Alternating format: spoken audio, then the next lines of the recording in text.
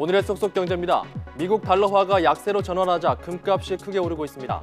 트럼프 미국 대통령의 환율 전쟁 선전포고와 미국의 점진적인 금리 인상 기조로 당분간 금값 상승이 지속할 것으로 보이는 가운데 이른바 금테크가 주목받고 있습니다.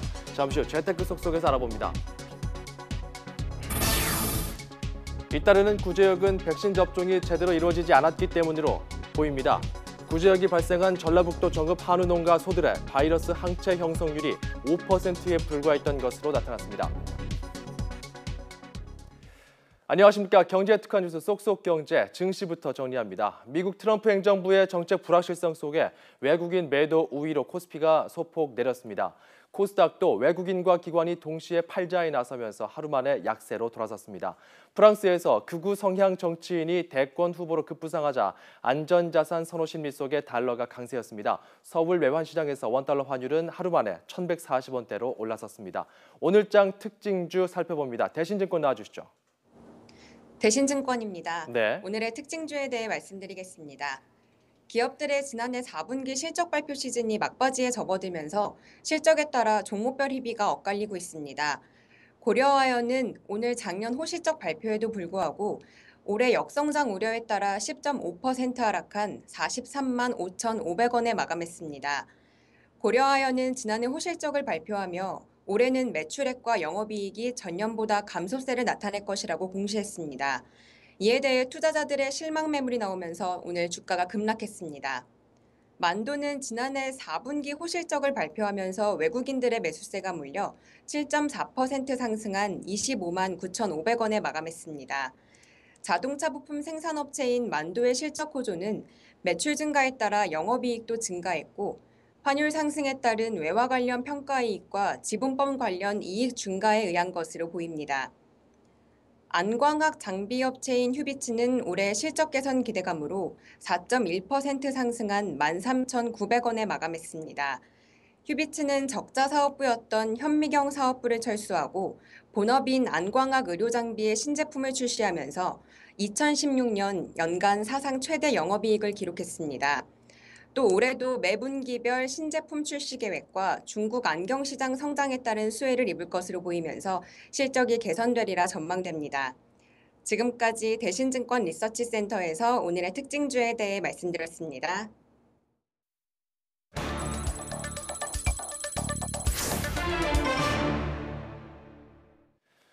올해 들어 국제 금값 상승세가 예사롭지 않습니다. 지난해 12월 중순에 온스당 1,120달러대였는데 오늘 새벽 1,230달러대까지 상승했습니다. 2개월도 채 안 돼 9% 가까이 오른 건데요. 금 투자에 대한 관심도 부쩍 높아졌습니다. 재테크 쏙쏙 오늘은 효과적인 금 투자 방법과 주의점 정철진 경제 칼럼니스트와 알아봅니다. 자, 사람들은 왜 금 투자의 매력을 느낄까요? 일단 뭐 금을 아무리 집에 쌓아놔도 뭐 누가 이자 한 푼 주는 것도 아니지 않습니까? 네, 그렇습니다. 이 고대부터요. 웬만큼 똑똑하다고 자신했던 사람들은 모두 금을 만들고 싶어 했는데요. 그렇죠. 바로 일명 연금술사입니다. 하지만 결과적으로 그 누구도 금을 만들어내지는 못했죠. 게다가 금은 전 세계적으로 적당하게 퍼져 있고 또 보관이나 운반에 있어서도 강점이 있어서 수천 년 동안 우리 인류의 화폐로 사용돼 왔습니다. 불과 1970년대까지만 해도 인류는 금본위 제도였었고요. 그래서 우리 사람들의 DNA 속에는 아직도 금은 돈이다라는 인식이 깊이 박혀 있고 지금도 세상이 아주 뒤숭숭해지면 파볼로프의 개처럼 본능적으로 금을 향해 달려가는 겁니다. 네, 금본위제는 그 화폐 가치를 금에 연동시켰던 제도였죠. 네. 뭔가 금 하면은 최후의 안전자산 뭐 이런 인식이 있는 것만은 분명해 보입니다. 그런데 이미 세계 경제는 미국 달러화라는 기축 통화가 있는데 네. 최근 금값도 오르고 있거든요. 이유가 네. 뭐라고 보십니까? 세상에는 두 개의 태양은 없다. 뭐 이런 법칙이 있지 않습니까? 예. 바로 이 미국 달러화와 금을 두고 하는 말 같은데 그러니까 누가 진정한 인류의 진짜 돈인가라는 자리를 놓고 경쟁하는 그런 형국입니다. 이 과거 흐름을 보면은요. 이 달러 약세가 심화되면 금은 승승장구했고 반대로 달러 강세 시기엔 금값은 바닥에서 움직였습니다. 가령 이 국제 금값은 1980년에서 2000년대 초반까지 무려 20년 동안 온스당 300달러 선에서 묶여 있었는데요. 바로 이때는 이 미국과 달러의 힘이 강력했던 팍스 아메리카나 시기와 일치합니다. 이후 이 금이 다시 빛을 본 건 2008년 말 세계 금융위기 이후부터인데 바로 기축통화인 달러에 대한 신뢰가 무너지게 된 시점입니다. 실제로 2011년 9월경엔 이 국제 금값이 온스당 무려 1920달러까지 폭등하기도 했습니다. 현재 이 금값이 오르는 이유 역시 비슷합니다. 이 최근 2개월 동안 달러 가치가 떨어지는 달러 약세가 심화됐기 때문인데요. 이 트럼프의 달러 약세 선호 발언 이후에 달러 가치는 계속 떨어지고 있으니까 이 앞으로는요. 이 달러 강세는 금값 하락, 달러 약세는 금값 상승, 이 공식을 기억하면 좋을 것 같습니다. 그렇군요. 금에 대해서 잘 알아봤는데 투자는 참 어려운 것 같습니다. 최근 3, 4년 동안 보면 금 투자에서 손해를 봤다는 분들이 많더라고요. 네, 맞습니다. 지난 2013년 초부터 미국의 달러화가 다시 득세를 하면서 상대적으로 금은 이 집중 매도 포화를 맞게 된 건데요. 예. 이때부터 미국은 금리를 올리겠다 이런 엄포를 놓았고 달러 가치는 꽤 치솟았는데 이런 것 때문에 2015년 하반기에 이 국제 금값은 온스당 1,000달러가 붕괴되는 그 직전까지 추락하기도 했습니다. 하지만 반면에는 작년 여름을 보면 이 브렉시트 충격에 금값은 다시 온스당 1,360달러를 넘어서면서 인류의 진짜 안전자산의 면모를 부각시키기도 했고요. 그러니까 자 이렇게 정리를 하면 될 것 같습니다. 이 금 투자의 체크 포인트 크게 두 가지인데요. 이 첫 번째는 앞서 말씀드렸던 것처럼 미국 달러화가 강해지는지 약해지는지 그 흐름을 파악하는 겁니다. 그러니까 지금이라도 이 달러화가 다시 강세로 바뀌게 된다면 금값은 하락할 가능성이 높은 겁니다. 두 번째 체크 포인트는 아주 극단적인 위기 상황이나 대량 인플레이션이 발생하는가라는 점을 확인하는 겁니다. 가령 연 8%대의 대량 인플레이션이라든가 그 이상의 하이퍼 인플레이션이 발생하면 금은 무조건 최고입니다. 왜냐하면 이것은 바로 종이돈에 문제가 생겼기 때문인데요. 이뿐만이 아니라 대규모 전쟁이 나고 대전염병이 돌고 또 대공황의 전조가 보여도 사람들은 금으로 몰려갑니다. 왜냐하면 인류의 최대 안전자산이 바로 금이기 때문이죠. 네, 뭐 금에 투자하려는 분들은 저희 뉴스 통해서 뭐 달러 값이 상승할 수 있는 미국 기준금리 인상 같은 뉴스 잘 챙겨봐야겠네요. 그렇습니다. 그렇죠? 네. 자, 그렇다면 처음 시작하시는 분들 금 투자의 첫 단추 무엇입니까? 네, 이 금에 투자하는 방법은 꽤 다양한데요. 예. 가장 첫 번째 방법은 실물금을 사는 겁니다. 골드파 같은 경우에는 이미 자산가들 사이에서 큰 인기를 끌고 있는데요. 다만 이때 주의할 점이 있습니다. 이 실물금은 구입할 때 부가가치세 10%가 붙고 여기에 공은비 같은 매매 관련 수수료가 한 3에서 5% 정도가 붙습니다.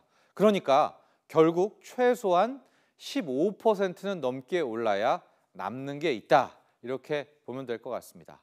자, 그래서 이런 실물금 투자가 부담스럽다면 종이금에 투자할 수 있는 방법이 있는데요. 바로 직접 투자인 금 ETF, 금 상장지수 펀드나 간접 투자인 금 펀드 등을 활용하는 방법입니다. 이런 상품은 이 국제 금값, 정확히는 국제금 선물 가격인데요. 이 움직임에 맞춰서 수익률이 결정되는데 수수료가 이 실물금에 비해서는 아주 저렴하다는 장점이 있습니다. 근데 우리가 금에 투자하는 목적 중에 하나가 안정성이잖아요. 종이돈은 휴지가 될 수도 있고 말씀해 주신 것처럼 위험하니까요. 네. 금 펀드나 금 ETF는 결국 화폐로 표현이 되는데 엄밀히 말하면 실물 금을 사야 진짜 금 투자 아닙니까? 그렇죠. 그래서 이 실물금과 종이금 그 중간에 위치한 이 투자법도 상당한 인기를 끌고 있는데요. 예. 우선 은행 상품인 골드 뱅킹을 살펴볼 수 있습니다. 이 실시간 시세에 맞춰서 그램당 기준으로 금을 살 수 있는 방법인데요. 나중에 어느 정도 규모가 되면 돈으로 찾아도 되고 실물 금으로 찾아도 됩니다. 이 상품 같은 경우에는 부가가치세는 없지만 이익금의 15.4%의 세금이 붙습니다. 이런 이 중간 단계의 상품은 증권사 상품인 이 KRX 금통장도 비슷하다고 할 수 있는데요. 이 거래소가 운영하는 KRX 금 시장에서 그램 단위로 사고 팔 수가 있습니다. 이런 투자법들은 각각의 장단점이 있기 때문에 본인의 상황에 따라서 선택하면 좋을 것 같은데요. 가령 이 대형 자산가라면 골드바를 노리는 것이 좋겠고, 소액으로 접근한다면 이 종이금으로 불리는 금 ETF 투자가 어울릴 수 있겠다. 조언해드립니다. 네, 잘 들어봤는데 이 투자라는 것은 항상 마인드, 목적 이런 게 중요하지 않습니까? 네. 때문에 새롭게 금 투자에 나서려는 분들께 좀 주의할 점이 있다면 무엇이 있을지 알려주시죠. 네, 이 금 투자는요, 다른 투자와는 목적이 아주 완전히 달라야 된다는 것을 강조하고 싶은데요. 네. 금에 투자하려는 목적은 대박이 아니라 생존이 돼야 한다는 겁니다. 그러니까 이 금 투자로 팔자 고치겠다 이런 생각이 아니라 금을 적게라도 보유해서 이 마지막 최악의 순간에 내 존엄성을 지켜내겠다는 생존의 마인드가 필수입니다. 예. 또 하나 이 금 투자를 한다면은 이 자잘한 등락을 먹으려면 안 됩니다. 인플레이션과 디플레이션 그 양극단에 내 손에 금이 있는가가 중요한데요.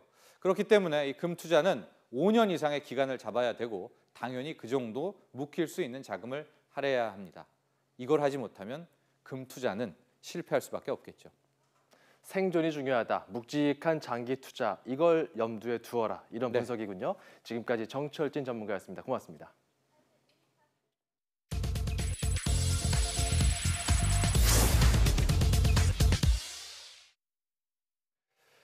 네, AI 공포가 채 가시기도 전에 구제역 발생 소식이 계속 들려옵니다. 구제역은 발굽이 2개인 소, 돼지, 염소 등 동물의 입과 발굽 주변에 물집이 생기는 가축 급성 전염병인데요. 치사율이 5에서 55% 비교적 높습니다. 지난해에는 1월 11일부터 3월 말까지 모두 21건의 돼지 구제역이 발생하면서 피해가 컸기 때문에 전국 농가에서 예방 접종도 진행했습니다. 하지만 밤사이 확진 판정이 나온 전라북도 정읍 한우 농가의 경우 항체가 있었던 소는 20마리 중 고작 1마리였습니다. 앞서 구제역 판정을 받은 충북 보은 젖소 농가 역시 항체 형성률이 19%에 불과했습니다. 왜 이렇게 된 걸까요? 방역 당국은 발생 농가에서 비용 부담 등을 이유로 접종을 일부러 하지 않았을 가능성과 냉장 보관하게 돼 있는 백신을 실온에 놔둬 효과가 떨어졌을 가능성 등을 제기합니다. 하지만 접종 상태를 제대로 파악하지 않은 건 역시 당국 책임이겠죠. 백신 접종이 제대로 이루어지지 않았을 뿐만 아니라 항체 형성률을 점검하는 정부 표본 조사도 엉망이었습니다. 표본 수가 턱없이 부족해 현실을 반영하지 못했는데 정부는 이 조사 결과만 믿고 구제역에 안이하게 대처했습니다. 뒤늦게 전국 소 330만 마리에 대해서 백신 접종을 할 예정이지만 항체 형성에는 일주일 정도가 걸리는 만큼 앞으로 일주일이 구제역 확산의 고비가 될 전망입니다.